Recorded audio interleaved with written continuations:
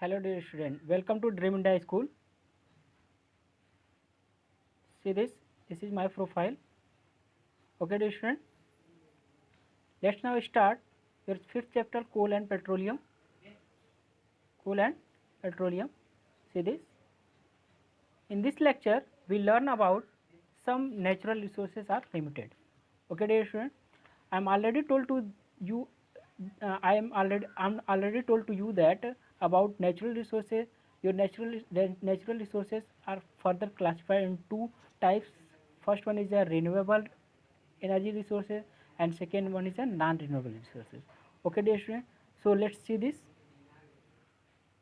Natural resources are the resources utilized by living organisms for their survival and welfare directly from the natural environment.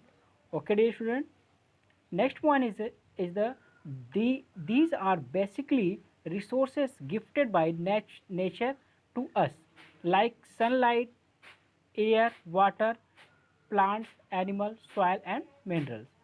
Resources are form of energy or matter which is essential for the functioning of organism,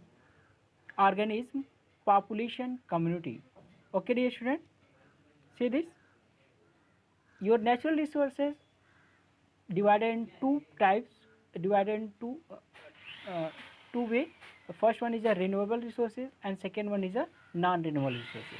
Renewable energy resources, those resources that can be continuously reproduced over a relatively short period of time. These resources are also called as inexhaustible resources like sunlight, air, water, etc. These type of resources are available in our environment, and this type of energy resources we use again and again. Okay, dear student, but non-renewable type of resources we use a certain period of time. These are natural resources which are found almost in fixed amount, and so it is also called as exhaustible resources. There is no completely exhaustible resources, but its rate of formation is so low that it becomes unavailable after a period of time due to the high rate of consumption. Example, fossil fuel minerals, that means coal and petroleum also. Okay dear student, see this, the mind map of resources, renewable and non-renewable resources. Renewable resources, the example are renewable resources, solar energy, air, wind, water, tidal energy, flowing, that means river and seawater, soil, plants, etc. Non-renewable resources, fossil fuel, oil, coal, natural gas, metallic minerals, iron, copper, aluminium, and non-metallic minerals, salt and phosphates. Okay, dear student, these are the recycle and non-renewable resources and non-recyclable, non-renewable resources. Okay, see this. This is the example given here. Okay, see this. Destruction versus conservation, that means high destruction of natural resources. Some reasons are given here. uh, High population growth causes very high use of natural resources. If if population is grow, then use of natural resources also increase, like water, air, land, animal and plant, which leads to destruction of water sources. Okay, that will distract. Okay, pollution of air and land, degradation. Okay, if population increase, then these all the factors are affected by the population. Okay, by us. Unplanned industrialization and urbanization also lead to degradation of environment by destruction of forest and release of influent waste in air, water and land. So, so, uh, so we want to we want to escape these type of energy resources for our life. Okay, here is conservation of natural resources. Conservation is sustainable use of natural resources. It is derived from two Latin words, con together, that means con together, and serve to keep. Thus means to keep together. To keep together.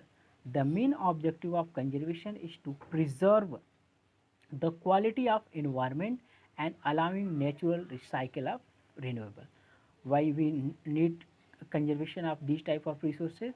Because the main objective of conservation is to preserve the quality of environment and allowing natural cycle of renewable.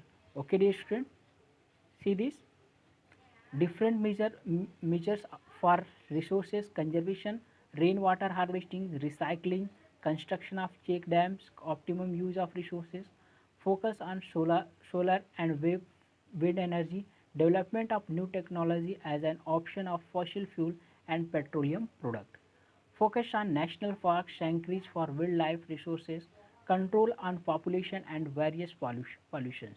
Okay, this is the earth energy budget. See this. Okay, let us see this conventional energy resources, non-conventional energy resources. You also know that about conventional and non-conventional. Solar energy, this is the solar panel, solar heater. Okay, solar cooker, this is the solar cooker. As solar electricity, see this solar panel, a solar panel used for electricity. Okay, production of electricity. This type of solar panel, uh, this type of solar panel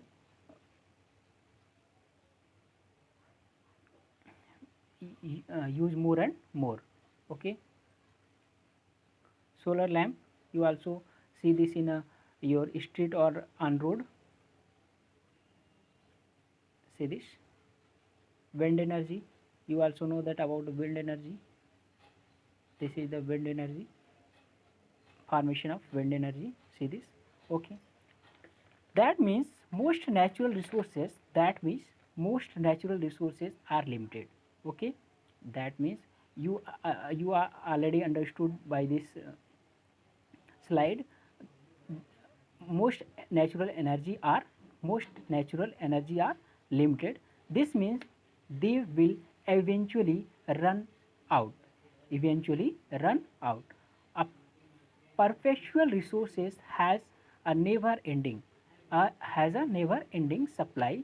Some of example of wind energy, solar energy, tidal energy, and etc. Okay, dear student.